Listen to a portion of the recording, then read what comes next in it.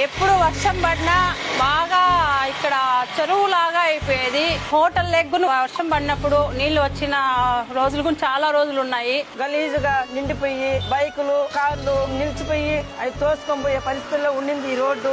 11 ఏళ్లుగా ఇదే పరిస్థితి. వాన పడిందంటే ఇప్పుడు ఇదంతా గుంతలాగా అయిపోతుంది. ఫుల్ వర్షం వచ్చేసి ఇక్కడ పులివర్తి నాయుడు గారు ఎమ్మెల్యే గారు వచ్చి ఆ వాటర్ లో దిగి కాలువ సైడ్ అంతా క్లీన్ చేపించి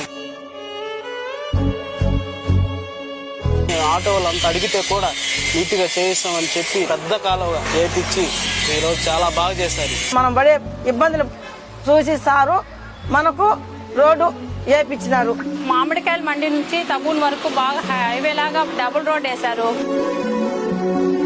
ఇప్పుడు బాగా క్లియర్ గా ఉంది, బాగా నీట్ గా డ్రైనేజ్ గానీ మొత్తం టోటలీ బాగుంది.